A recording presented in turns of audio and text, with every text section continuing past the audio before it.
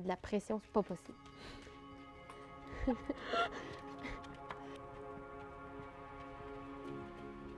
Moi, je suis fière de ma vie bien remplie. Être amie avec Audrey, c'est aussi sortir un soir. Audrey me dit Delphine, est-ce que je t'ai dit que dans le fond, moi, je veux pas être réanimée? Je passe une très belle journée. C'est un gros mensonge. J'ai passé une très mauvaise journée. J'accepte que ça prend 22 minutes m'habiller. J'accepte.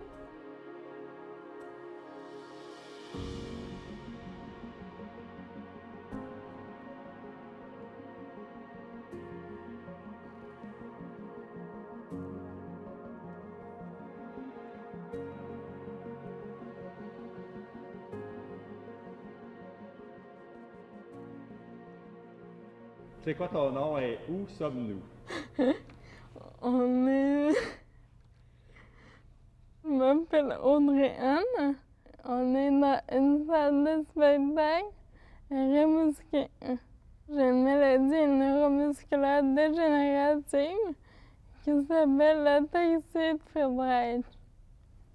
La maladie fait en sorte que je n'ai pas d'équilibre ni de coordination et je dois utiliser un fauteuil roulant. J'ai chez Mira pour m'aider à tirer mon fauteuil, m'aider à ramasser mes objets par terre, m'aider pour plein de choses, puis en plus, ça m'apporte du réconfort et du soutien. Mon chien, il s'appelle Tomiko. Je fais des conférences depuis environ 10 ans. J'en ai fait une soixantaine à date. Mes conférences s'appellent J'accepte. C'est au sujet de l'acceptation, de la résilience, de lâcher prise.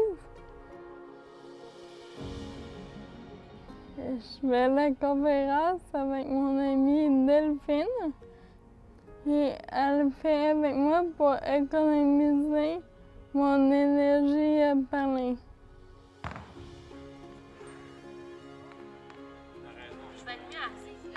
Moi, c'est Delphine, puis ça fait 1 an et demi que je connais Audrey. On s'est connus parce qu'elle a mis sur Facebook un reportage d'amis télé, puis ça a passé. Alors, je l'ai regardé, puis après l'avoir vu, je me suis dit « Oh mon Dieu, ça m'a comme chamboulée », puis je pouvais pas comme en rester là.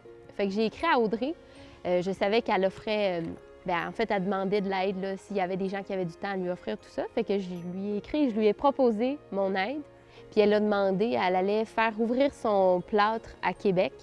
Fait que elle a demandé s'il y avait quelqu'un qui était disponible. Puis moi, je venais de finir l'école. Fait que j'ai dit, je vais y aller. Mais c'était un peu bizarre parce que je me disais, elle me connaît pas. Puis là, je l'amène en char à Québec. Mais ça ne faisait pas peur. Fait qu'on a été bien ensemble tout de suite. Puis on s'est revus comme déjà 3 jours plus tard. Puis après ça, on s'est pas vraiment lâchés. Je pense que pour être bien entouré, il faut être la personne qu'on recherche chez les gens. On devait faire la conférence dans une salle de spectacle. L'invitation était lancée, tout était prêt, mais finalement, la pandémie a fait que ça a été annulé. On avait prévu la faire à l'automne, mais la pandémie est toujours là. Puis on attendait quand même beaucoup de personnes. Il y avait beaucoup de gens qui avaient répondu à l'appel sur Facebook. Fait qu'il y avait au moins 300 personnes. La salle pouvait contenir plus de 500 personnes. Fait que faire ce documentaire-là aujourd'hui, c'est comme une façon de dire, regarde, la conférence a été un peu mise de côté, l'idée est encore là, le concept est bon, on ne peut pas le faire, on va essayer de passer le message d'une autre façon. Fait que voilà, c'était comme une façon un peu de se tourner de bord puis d'aller au bout de ce projet-là qui est très important pour elle. L'urgence de vivre que j'ai, ça fait que je fais tout que j'en ai envie au moment que j'en ai envie. J'attends pas de remettre ça à plus tard. Habituellement, la conférence, elle dure comme entre 1 heure puis 1 heure et demie. Aujourd'hui, on a choisi d'en faire quelques petits bouts là, pour donner un aperçu de ce qu'on prévoyait faire et ce qu'on prévoit toujours faire. Fait qu'on va faire des petits extraits là, ici à la salle Desjardins-TELUS à Rimouski. Il n'y aura pas de public parce que malheureusement, il y a la pandémie, mais nous, on est capable de s'imaginer qu'il y a des gens. Puis on va choisir qui est là finalement. C'est super cool.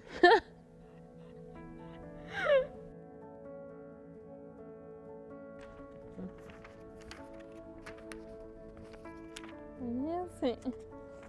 Bonjour, moi c'est Audrey. Moi, c'est Delphine. La conférence, j'accepte. Ça propose mon parcours de vie.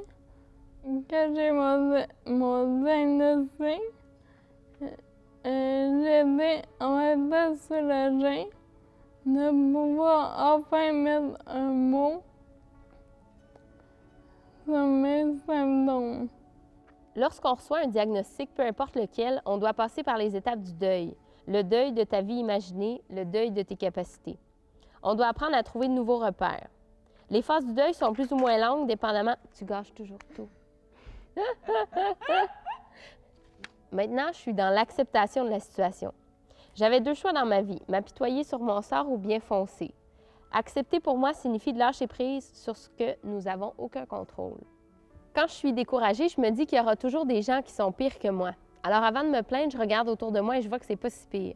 Je me répète souvent que rien n'arrive pour rien, que si ma vie est ainsi, c'est que je suis assez forte pour la traverser la tête haute.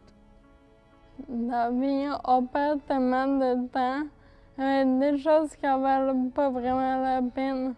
Parce que je crois pas qu'il y ait personne sur la ligne mort qui disent j'aurais dû plus travailler et avoir une plus grosse maison, une plus grosse voiture. La vie est trop courte pour se stresser avec pas grand-chose. Je suis une personne qui vit à fond. Je vois mes capacités diminuer de jour en jour, alors je veux savourer chaque instant de ma vie tandis que je suis en forme. Mon espérance de vie est réduite en partie à cause de mon cœur, ce qui fait en sorte que je n'ai pas le temps d'attendre. Je trace aucun plan pour mon avenir. Je sais que je veux travailler un peu et faire du bénévolat en comptabilité. J'aimerais voyager et réaliser quelques rêves. J'en ai déjà accompli plusieurs, comme voir des aurores boréales, recevoir un traitement en Chine ou bien voyager. Aller en Islande pour voir des aurores boréales et me baigner dans le lagon bleu était vraiment mon rêve le plus précieux. Je ne base pas ma vie sur l'attente de guérir. Je fais ce qui me rend heureuse maintenant et je me tiens en forme autant physiquement que mentalement. La fois, je fais la rétrospection de ma vie et je me dis qu'à 28 ans, j'ai vécu plus de choses que la majorité des gens ne vivront jamais dans toute leur vie. Il m'arrive plein de belles choses et j'ai une belle vie. J'ai une famille incroyable qui me supporte, des amis exceptionnels, un travail et du bénévolat que j'adore, des gens compréhensifs qui m'entourent et j'en passe. Lorsqu'on s'accepte soi-même, tout va pour le mieux par la suite. Je suis extrêmement reconnaissante de tout ce que les gens m'apportent. Plusieurs me disent que je suis chanceuse, je leur réponds que l'on fait notre chance. Hey, je peux-tu compter le bien au mal? Oui. Être amie avec Audrey, c'est aussi sortir un soir, puis aller dans un bar. Puis au moment de sortir de la voiture, Audrey me dit Delphine, est-ce que je t'ai dit que dans le fond, moi, je veux pas être réanimée? Fait que là, je la regarde, puis je suis comme hein? Genre, pourquoi tu me parles de ça en ce moment? Elle dit non, mais si jamais, mettons, là, je fais une crise du cœur, là, le papier qu'il faut donner aux ambulanciers, il est dans mon sac, OK, dans ma petite poche. Voilà. Alors ça, c'est le genre de choses qui m'est jamais arrivé avec d'autres de mes amis mentionnés. Puis j'ai dit à Audrey, c'est parce que là, c'est correct, je le sais, là, t'as plus besoin de me le dire, là. On va juste avoir du fun, là, ça va. Mais c'est des petits rappels comme ça, parfois, qui font « Ouh! D'accord. » Le titre de ma conférence, c'est « J'accepte ». Alors, accepter pour moi signifie J'accepte que ça prend 22 minutes m'habiller. j'accepte, J'accepte ma fatigue permanente. j'accepte, J'accepte de répéter quand quelqu'un ne comprend pas ce que je lui dis. j'accepte, J'accepte que les choses ne soient pas toujours faites comme je le souhaite. j'accepte, J'accepte qui je suis et tout ce que ça comprend. j'accepte, J'accepte de prendre ce qui passe, même si ce n'est pas pour longtemps. J'accepte. J'accepte de lâcher prise. J'accepte. J'accepte que manger ou respirer soit rendu un effort pour moi. J'accepte. J'accepte de m'abstenir de parler quand je suis trop fatiguée. J'accepte. J'accepte de dire à la prochaine au personnel de l'hôpital. J'accepte. J'ai déjà essayé d'écrire pour Audrey comment était notre relation, puis j'ai abandonné parce que ça s'écrit pas. Mais en fait, avec Audrey, là, c'est juste que les choses sont si simples. Puis moi puis Audrey, on a comme une règle non écrite qui est on va droit au but. Là. Puis il n'y a pas de fausse interprétation, puis on perd pas de temps avec des niaiseries. Fait que tout est maintenant, tout de suite, simple. Puis c'est le fun parce que, ben, on rit très souvent. Fait que c'est juste cette espèce de simplicité-là, honnêteté-là. Puis on fait des choses simples, puis c'est le fun. On fait juste partager la vie. Voilà.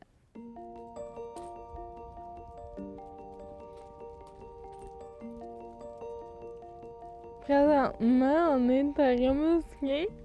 On est dehors dans le sentier. Je venais me promener avec mon amie Delphine.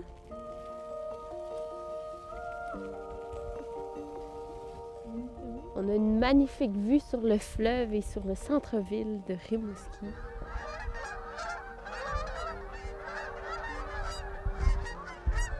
On vient juste de voir là, un vol d'outarde. C'est magnifique, je pense que c'est ça que la nature nous offre en surprise. Si on avait été à l'intérieur, on n'aurait pas eu ça. C'est vrai.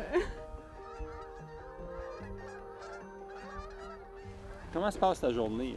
Tu passes une belle journée jusqu'à date? Oui, je passe une très belle journée. Malgré que j'ai pété mon iMac. Ça, c'est un gros mensonge. Elle a passé une très mauvaise journée. Elle a garoché son ordinateur un matin, puis elle a cassé son écran de son nouveau Mac. Fait que c'est un sourire faux. C'est très drôle qu'on parle de ça aujourd'hui. On fasse le témoignage parce qu'elle parle de résilience puis de pas, tu sais, de s'attacher à. Voilà, d'accepter.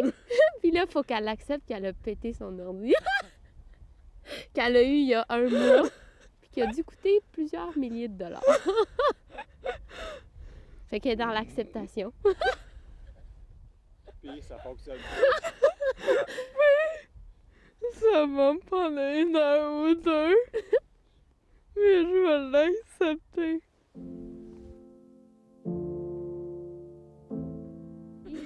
J'accepte que quand je manipule des objets, ils peuvent casser. J'accepte.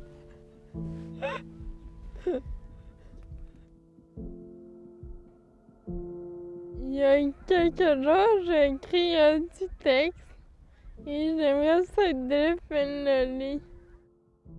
Ça va comme suit.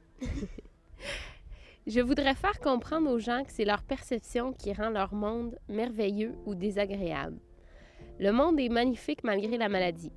Je ne suis pas en train de dire que ma vie est toujours rose, que je ne sens pas de tristesse, de douleur, de peur ou de colère. Je vis des difficultés, mais je choisis qu'elles ne prennent pas le dessus. Je choisis de lâcher prise par rapport aux obstacles qui m'arrivent, ce qui a pour effet qu'elles ne me dérangent pas. Comme on dit, on ne choisit pas ce qui nous arrive, mais nous pouvons choisir comment on décide de le vivre. Si je m'apitoyais sur mon sort, c'est seulement à moi que je ferais du tort. On n'a aucun contrôle sur la mort, mais on a le contrôle de comment on va vivre une vie épanouie. Et moi, je suis fière de ma vie bien remplie. Je vois pas que ma vie est misérable parce que j'écoute mon corps quand je veux. Je me repose quand bon me semble. Mais là, du préoccupé. C'est fun qu'elle te dise comment faire ta job, hein? Je trouve. C'est une coproduction. Ça l'aîné depuis le début. là. C'est comme on fait ça, on fait ça, on fait ça. Je sais pas comment ça va finir, mais. Elle se gratte le nez, puis elle dit, mais ça, mets-le pas, là. Ouais, je travaille juste un peu. Je vis dans le moment présent. J'essaie de lâcher prise. Ma santé, c'est la priorité dans toutes les sphères de ma vie. Mais je fais ce qui me rend heureuse maintenant. Mais, ouais, c'est tout. Fin. Coupé, coupé. Coupé.